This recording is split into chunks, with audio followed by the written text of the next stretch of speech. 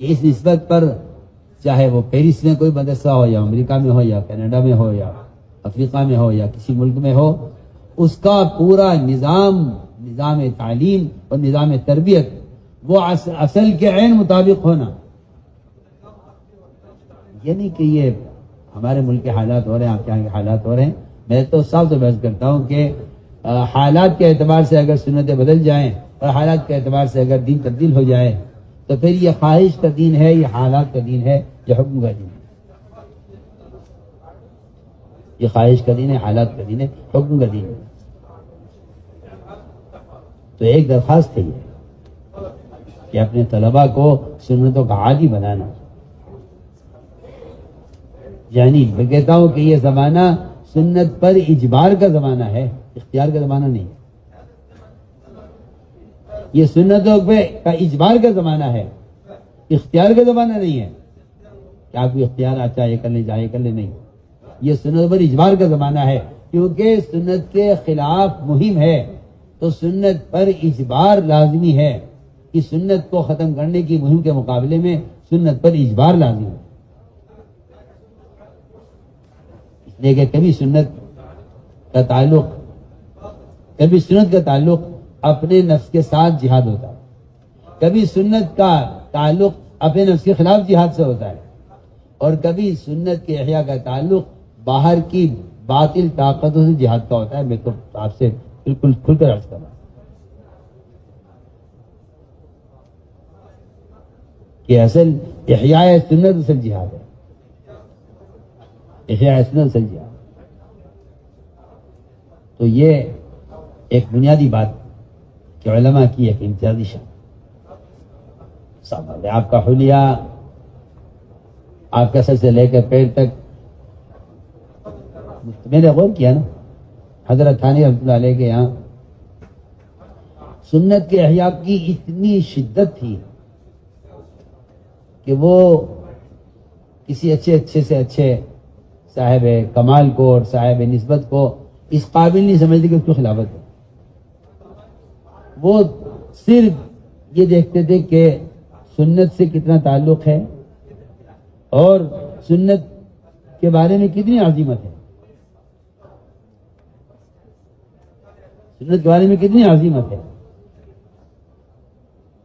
ان کے یہاں خلافت دینے کے لیے سنت کی عظیمت وہ معیار تھا. یعنی کہ متبع سنت کتنا ہے، متبع سنت ہونا الگ چیز ہے، سنت کے بارے میں عظیمت کا ہونا یہ بہت اعلیٰ درجے کی بات ہے.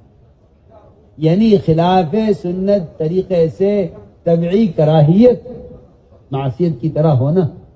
سنو میں کچھ کہہ رہا ہوں، خلاف سنت چیز سے کراہیت معصیت کی طرح اس سے کراہیت ہونا یہ سنت کا درجہ ہے اور یہ سنت کا مقام ہے. اس لیے ہمیں یہ خیال نہیں کرنا چاہیے کہ ہم کس ماحول میں ہیں، کہاں ہیں، بلکہ ہمیں ہر کام میں سنت کا اپنے آپ کو پابندی کرنا ہے اور اپنے طلباء کو سنتوں کا عادی بنانا ہے.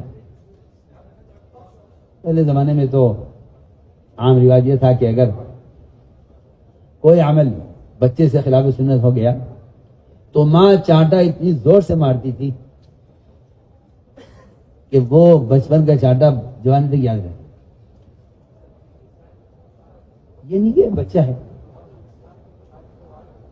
یہ نہیں کہ یہ بچہ ہے، نہیں بچہ نہیں ہے یہ. آپ اس وقت اس کے دل میں کیا ڈال رہے ہیں،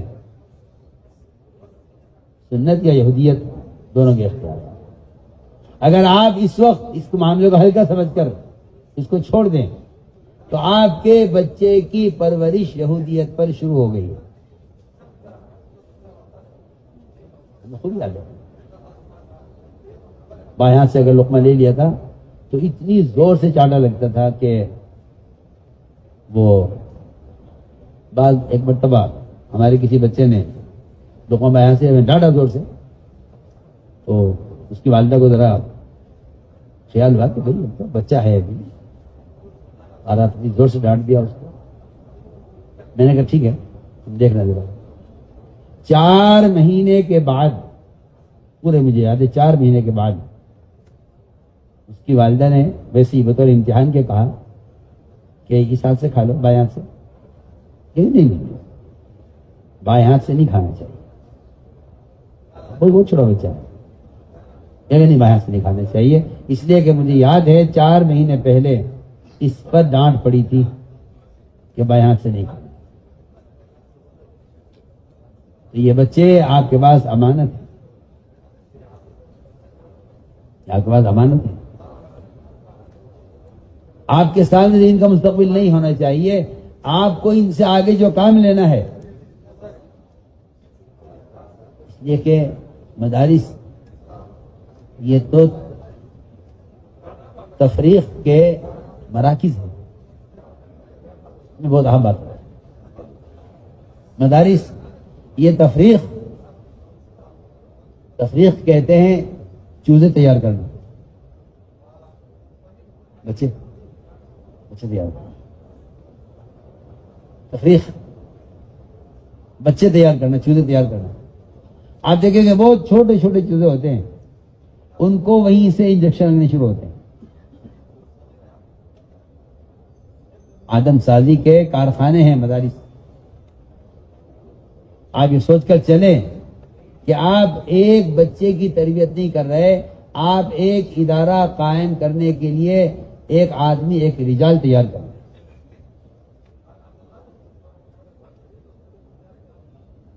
آپ رجال تیار کر رہے ہیں.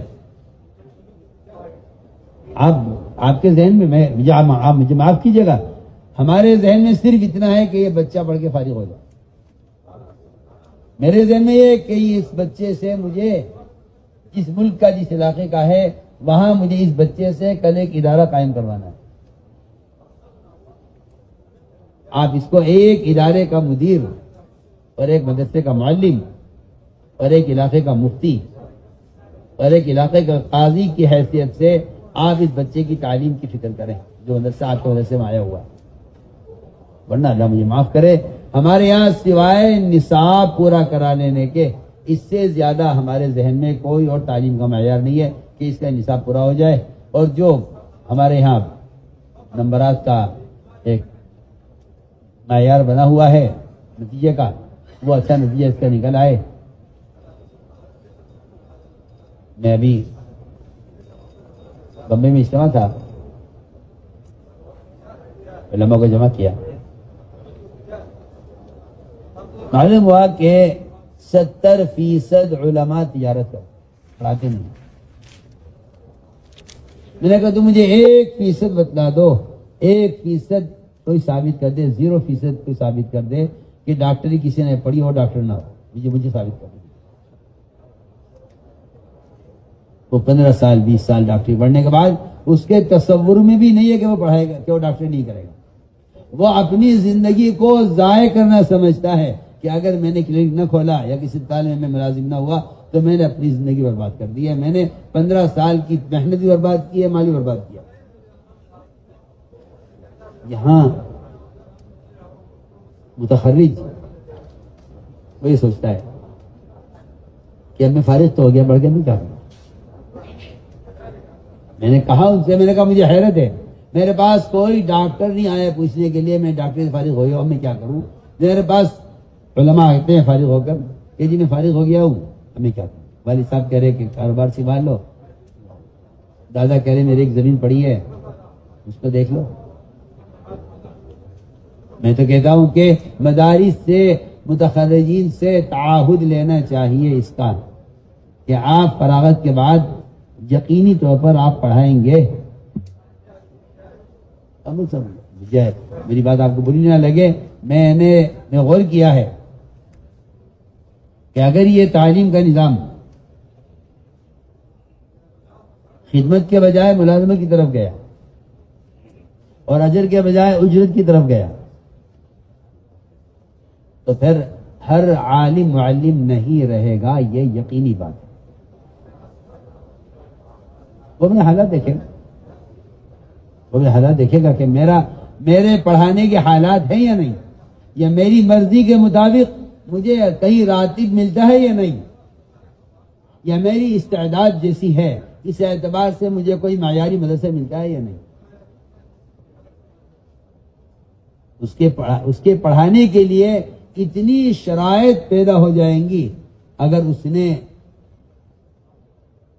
یہ فیصلہ نہ کیا کہ میرے ذمہ پڑھانا فرض ہے، مجھے پڑھانا ہے، کسی بھی طرح پڑھاؤں، میں چاہے مسیح کی سطح پر بیٹھ کر آنے والوں کو مسائل فرائض سکھلاؤں، چاہے اس سطح پر مجھے کام کرنا ہو، لیکن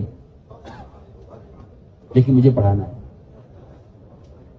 یہ مزاج بچپن سے اگر طلبہ کا نہیں بنایا گیا پڑھانے کا، اسکول کالجوں میں جا کے دیکھو، یہ اسکول کالج کے لڑکے اوپر کی کلاس صبح کو پڑھتے ہیں، شام کو جا کے گھر میں ٹیوشن لیتے ہیں.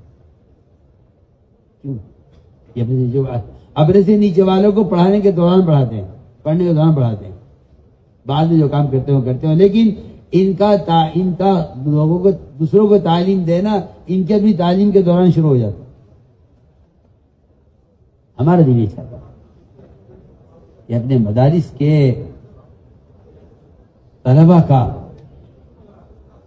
ذہن، ان کی فکریں عالمی بناؤ.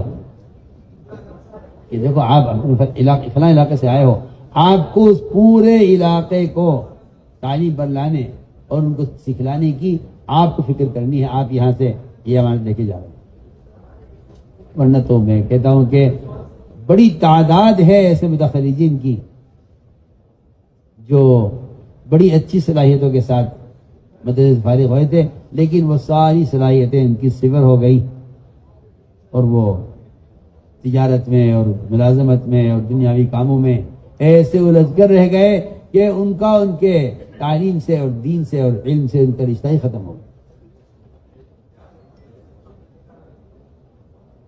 اس لیے ہمارے تو اس کام کا اصل مقصد ہی تعلیم ہے. علماء کے نفر کا یہ مقصد تعلیم کے نظام کو وسعت دینا ہے، اور نقل و حرکت کا اصل رشتہ ہی تعلیم کے ساتھ ہے. وہ تو قرآن آپ پڑھیں تو آپ کو صحابہ کے سرایا ایسے بے شمار ملیں گے جس کے ذریعے سے صرف تعلیم کے نظام کو وسعت دینا اور پھیلانا تھا. ورنہ آج کل لوگ سمجھتے ہیں کہ نفر کے وعدے اور اس پر نہ نکلنے پر وعیدیں وہ صرف قتال کی وجہ سے ہیں. نہیں، میرے نزدیک تو یہ روایتیں موجود ہیں جس میں تعلیم کے لیے نہ نکلنے پر حدیث کے اندر وعیدیں ہیں. میں نے تو شروع میں روایت پڑھی تھی، آپ صلی اللہ علیہ وسلم نے تعجیل عقوبت کی دھمکی دی ہے ان علماء کو تعجیل عقوبت کی دھمکی دی ہے کہ علاقوں میں اسلام پہنچ جائے، علم نہ پہنچے. آپ نے صاف فرمایا کہ یہ علماء جاہلوں کو دین سکھلائیں ورنہ علماء کو دنیا میں سزا دوں گا. یہ 3 مرتبہ آپ نے دہرایا اس جملے کو. تینوں مرتبہ انہوں نے کہا جی ہم پڑھانے کو تیار ہیں، عوام آتے نہیں ہیں. آپ نے ان کا یہ عذر قبول نہیں کیا کہ عوام نہیں آتے ہیں تو آپ کی کوئی غلطی نہیں ہے. آپ نے ان کے عذر کو قبول نہیں کیا. یہ اس بات کی علامت ہے کہ عوام کا آنا اصل نہیں ہے، ہمارا جانا اصل ہے. کہتا ہوں اگر ایسا ہوتا تو آپ صلی اللہ علیہ وسلم ان کے عذر کو قبول کر کے بات ختم کر دیتے. آپ کا بار بار ان کی بات کو رد کرنا اور اس سے تکرار ہے روایت کے اندر. علماء جاہل کو دین سکھلائیں ورنہ علماء کو دنیا میں سزا دوں گا. علماء صاحب نے کہا جی امہلنا سنتن یا رسول اللہ، ہمیں 1 سال کا موقع دیجیے، جہاں جہاں اسلام پہنچ گیا ہم وہاں خود علم پہنچا کر رہے. اس لیے آپ غور کریں کہ 70 علماء آپ نے چن کر بھیجے نجد کے مطالبے پر، جبکہ آپ کو اطمینان نہیں تھا. 70 علماء شہید کیے گئے، ان کا مقصد صرف تعلیم دینا تھا جا کر، اور کوئی مقصد نہیں. آپ صلی اللہ علیہ وسلم نے کفار کے لیے اتنی لمبی بددعا